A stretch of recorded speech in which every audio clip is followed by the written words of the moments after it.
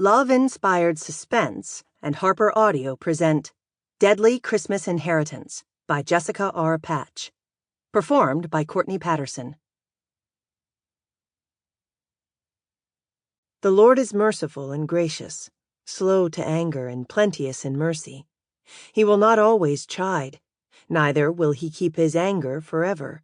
He hath not dealt with us after our sins, nor rewarded us according to our iniquities. Psalm, chapter 103, verses 8 through 10. To my nephew, Taylor. You probably think I've run through the whole family and you're the only one left for a dedication. I mean, you're not wrong. But maybe I'm just saving the best for last. Wink, wink. To the host of people who make these books work, Susan L. Tuttle, Jody Bailey, Shayna Asaro, the team at Harlequin, Rachel Kent, and my husband, Tim. I couldn't do this without any of you. 1. The Landoon mansion loomed over the grassy knoll, boasting its grandeur and alluding to hidden secrets. Tegan Albright, Lorna Landoon's next-to-newest employee and her full-time caregiver for the past 6 months, approached her fairly new home. As she rounded the curving drive, she bypassed the side road that branched toward the stables. A sleek, black SUV whizzed by, the driver glaring in her direction. Charlie Landoon. Lorna's spoiled, rotten great-grandson. Privileged, wealthy, and attractive. He exuded total Lecce vibes. Tegan wasn't sorry she'd missed him, though he rarely visited the main house. That might mean speaking with his great-grandmother, and all Charlie cared about was the winning racehorses he bred on her estate. After leaving Hollywood in the late 70s, Lorna had returned to her home state of Texas, where she'd established a well-known stable that bred thoroughbreds. Over the years, 15 of her champion lines had won the Kentucky Derby, earning her a second fortune that could rival Katharine Hepburn's acting career. They had been good friends, and Tegan would know. Her love for the classics filled her with all sorts of trivia about the golden age of Hollywood, and it's why she enjoyed and appreciated all of Lorna's stories about film, filmmaking, and acting.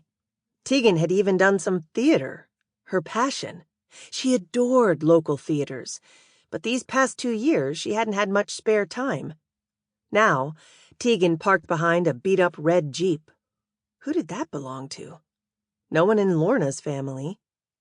She glanced at the grand double doors decorated with large holly wreaths and classy red bows. Bloated clouds signaled storms rolling into the Texas Hill Country. Christmas was only 1 week away, and it might take her that long to wrap all the presents. She jumped out of the car and headed for the trunk. The 8-tiered fountain with a lion head bubbled, and silk poinsettia blooms floated along the largest pool on the bottom. They decked the house out.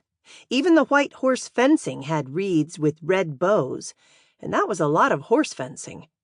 Tegan was thankful she wasn't in charge of the holiday decor. Lorna's newish estate manager, Olivia Wheaton, had made that happen.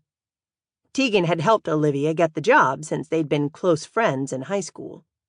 The only thing Lorna wanted to be kept for family was trimming the tree, a tradition done on Christmas Eve after a festive dinner, though often they bailed, according to Lorna, but she kept it going regardless. Tegan had put her private tree up the day after Thanksgiving. That was her new tradition, one she'd established after her fraternal twins had been born. She popped the car's trunk and winced.